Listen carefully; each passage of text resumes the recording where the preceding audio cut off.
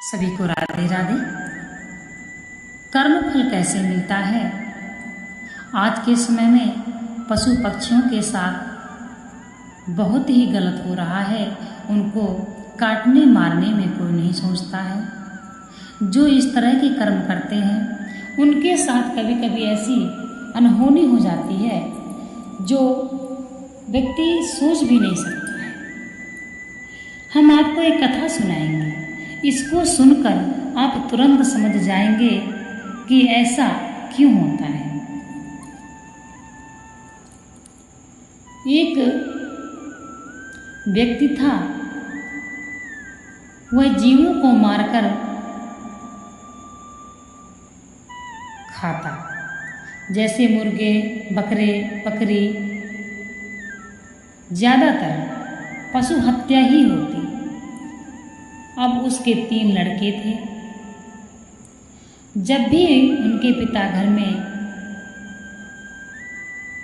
मुर्गा काटते थे, कोई पशु काटते थे,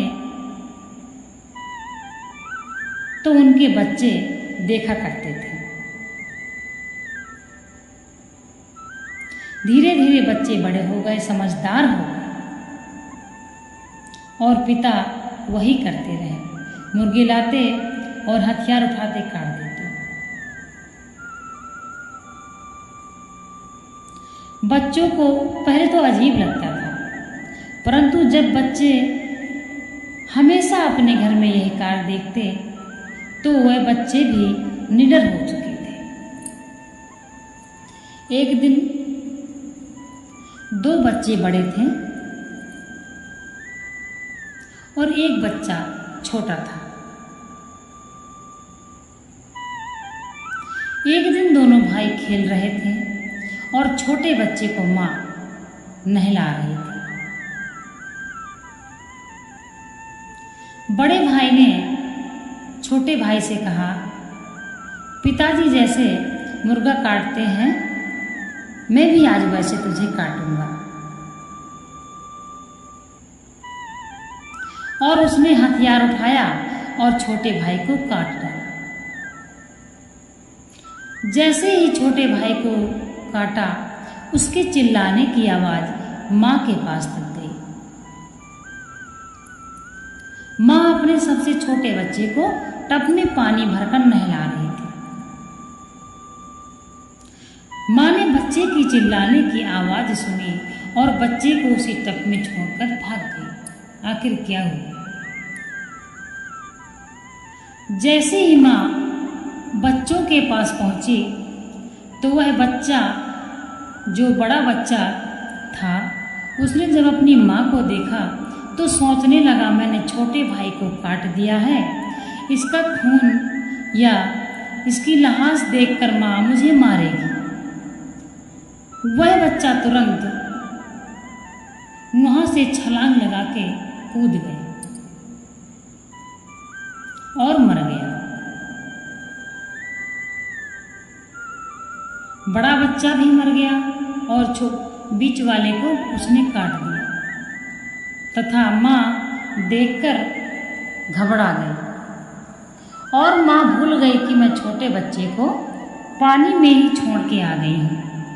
छोटा बच्चा था, वह टब में पानी में अपने को संभाल नहीं सका और वह बच्चा टब के पानी में ही डूबकर मर गया।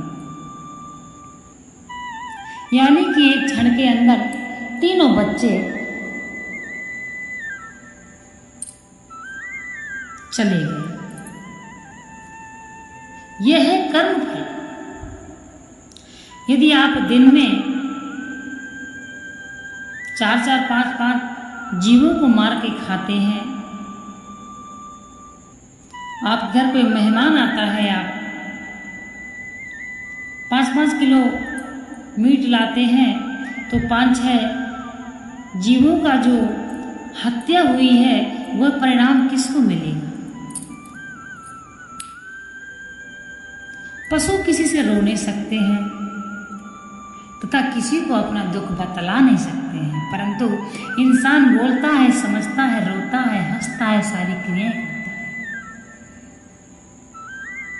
लेकिन जितना इंसान तड़पता है उससे ज़्यादा पशु अपने बच्चे को प्यार करते हैं।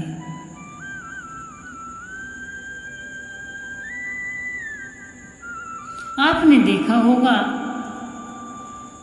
पहले कोई भी पक्षी होगा उड़ता है, खाता पीता है, परंतु जिस दिन से उस पक्षी के अंडे हो जाते हैं, उसका एक नियम बन जाता है, मादा अंडे के पास ही बैठी रहती है।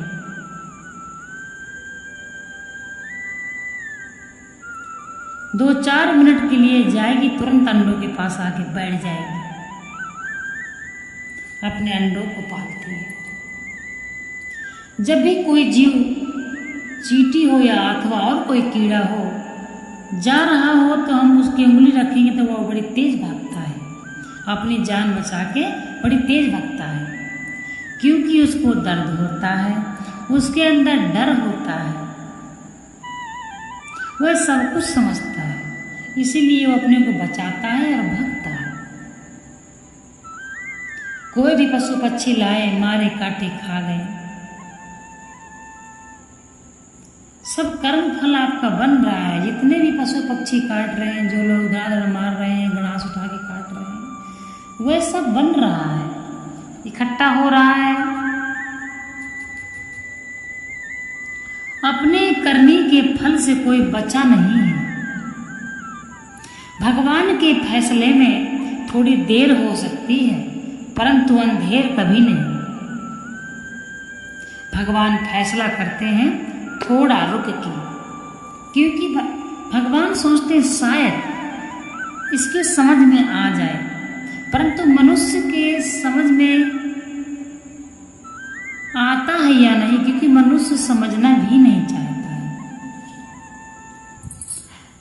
अभी कुछ व्यक्ति हैं जो दयावान हैं हिंदू धर्म में और पाप पुण्य में फर्क समझते हैं तथा जीवों को प्यार करते हैं, परंतु कुछ क्या बोलते हैं कि यदि हम नहीं खाएंगे तो पृथ्वी पर जीव अधिक हो जाएगा। यदि हम मुर्गा नहीं खाएंगे, मुर्गी नहीं खाएंगे तो यह अधिक हो जाएंगे। इंसान अधिक क्यों नहीं होता है? इंसान को कौन खाता है?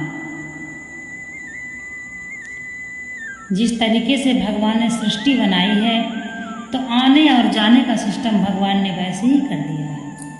कोई आ रहा है, जितने लोग दिन में आ रहे हैं, कहीं उससे भी ज़्यादा लोग दिन में मर भी रहे हैं। इसी प्रकार से जीवों में है, जंतुओं में है, पशु में है, पक्षियों में, सब में इसी तरह से है। जीना मरना लगा है। तो जिसकी भी यह सोच है वह बहुत ही गलत सोच है। पशु पक्षी और इंसान सभी को इस पृथ्वी पर रहने का पूर्ण अधिकार है।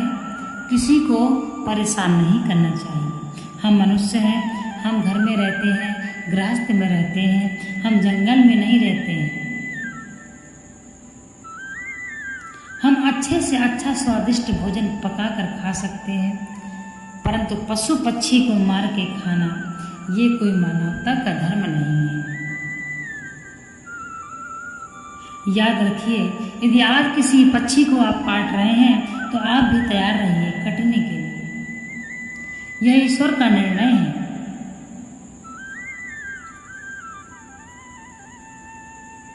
जो जैसे कर्म करता है उसको वैसा भुगतना ही पड़ता है।